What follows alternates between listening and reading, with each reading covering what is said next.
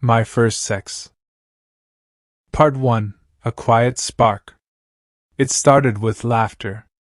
Not the forced kind you offer during awkward small talk, but the sort that bubbles up from the chest and feels like sunlight cracking through a cloudy day. Maya had just spilled coffee on herself for the third time in a week, and Liam, her best friend turned something more, watched her with that familiar crooked grin. "You know," he said, leaning on the kitchen counter, "I think your coffee cup has a personal vendetta against you." She rolled her eyes, dabbing at the stain on her sweater. "Don't make me throw it at you." He raised his hands in mock surrender. "Hey, I'm just an innocent observer." It was a Saturday morning in early spring. The kind of morning that made the windows sweat with dew and filled the room with the scent of jasmine from the open balcony. Their shared apartment was a cozy, sunlit space, still decorated with mismatched furniture and the personality of two people learning how to build a life together. Maya and Liam had known each other for nearly 5 years. Their friendship had always been a little too intense to be called just friendship. Late-night talks that dipped into philosophy, music sessions sprawled across the living room floor, and the way they always gravitated toward each other in crowded rooms. But it wasn't until a few months ago that things shifted. A kiss at a New Year's party changed everything. Not just a kiss, the kiss. Hesitant, warm, and utterly electric. Now they were in this strange, beautiful space between comfort and discovery. "You're staring again," she said, glancing at him from behind her curls. "Because you're stunning when you're frustrated," he replied without missing a beat. She gave him a look, half challenging, half amused. "Charmer! You like it?" She smiled, turning back toward the sink. "Maybe I do." Part 2. Unspoken Moments. Later that afternoon, Maya sat by the window, legs curled beneath her, a book resting half forgotten in her lap. The spring sunlight made her skin glow like honey, and the breeze played gently with her hair. Liam had moved to the armchair across the room, a sketchpad in hand, trying to capture the scene, but mostly her. "You're drawing me again, aren't you?" she asked, not looking up. He smirked. "Guilty. But it's not just you. It's the way the light touches you, like it knows you're meant to be noticed." She felt her heart flutter at his words, soft but certain. Liam never said things just to flatter. His compliments always felt like confessions. They'd spent countless hours like this, quietly sharing space, no need to fill the silence. But today, the air held something different. A charge. A slow-building electricity under the surface. Maya closed her book and looked at him. "Do you ever think about what it'll be like?" Her voice was barely above a whisper. Liam set his sketchpad down carefully. "You mean us? Being together?" She nodded, fingers toying with the hem of her sleeve. "I mean, really being together. Intimately." He watched her for a long moment, his expression unreadable but intense. Then he stood and crossed the room, sitting beside her on the window seat. "I think about it all the time," he said quietly. "But only when you're ready." Maya's eyes flicked up to his. There was no pressure in his gaze. Just patience, love, and a vulnerability she hadn't seen before. She reached for his hand, threading her fingers through his. "I think I'm almost there." He nodded slowly. "Then I'll be right here. No rush." They stayed like that for a long while, leaning into each other, listening to the wind, hearts speaking in a language of touches and silence. Part 3. The Evening Shift. By the time the sun dipped below the rooftops, the mood in the apartment had shifted. Shadows stretched long across the wooden floor, and golden light filled the spaces between them like honey pooling into cracks. Maya lit a few candles without really thinking about it. She liked the way the soft flicker of flame made everything feel closer, warmer. Liam was in the kitchen, making pasta, his version of a comfort meal. She could hear him humming, the clatter of pans and boiling water grounding her in something real, something shared.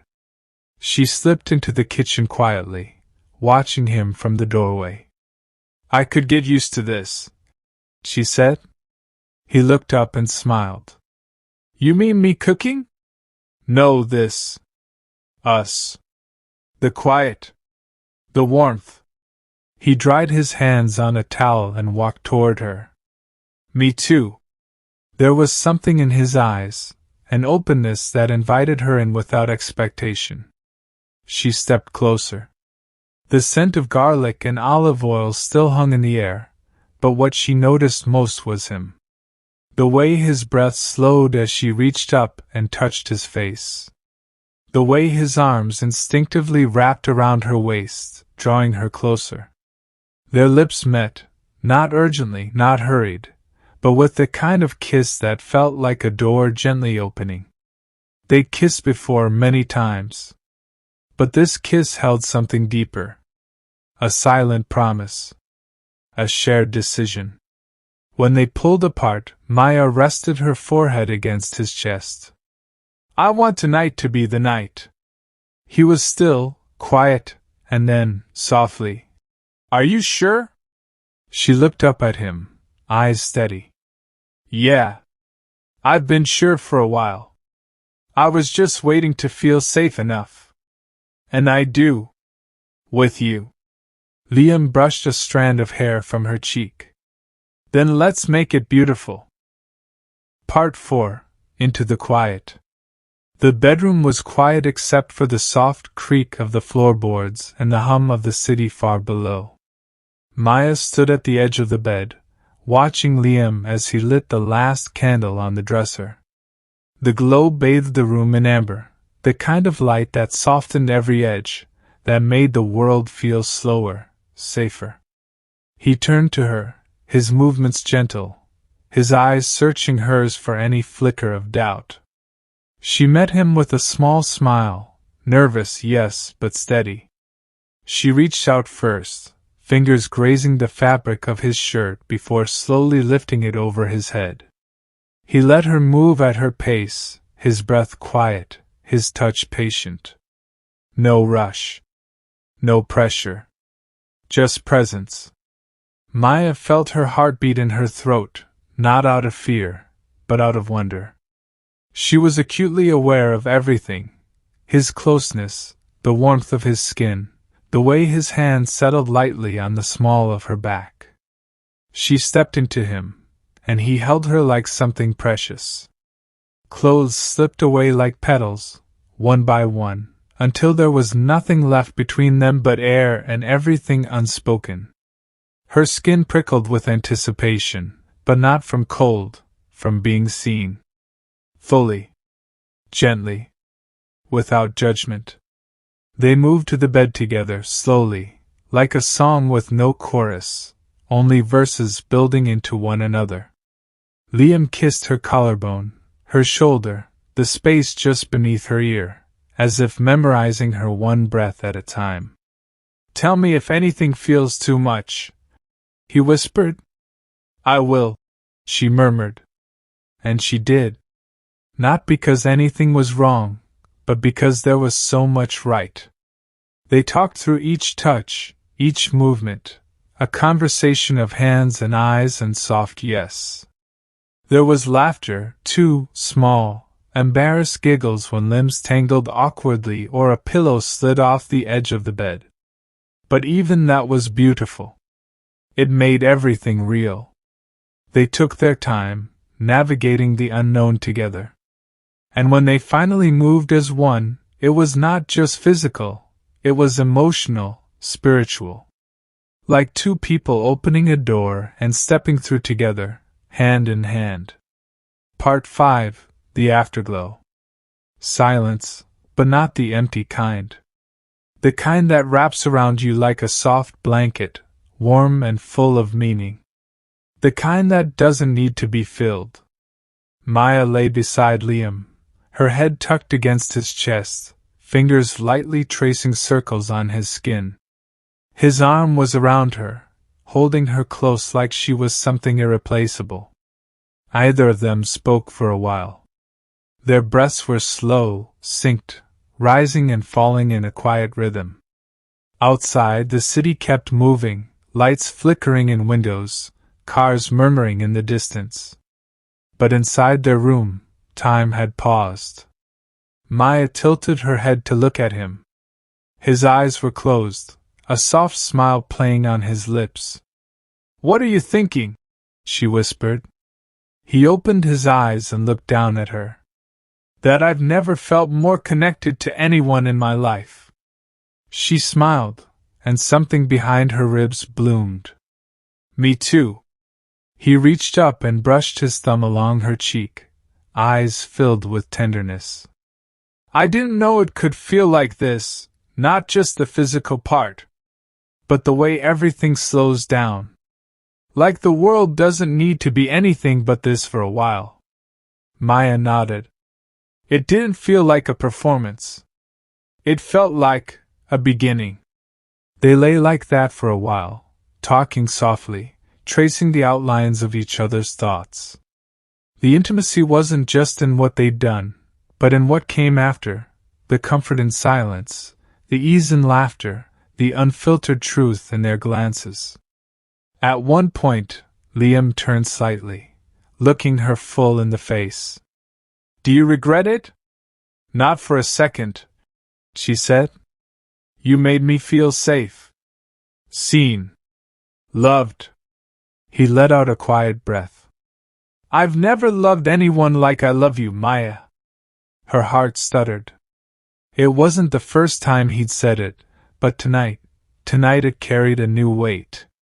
She leaned in and kissed him softly, letting that truth settle between them. "I love you too." Part 6, Morning Light.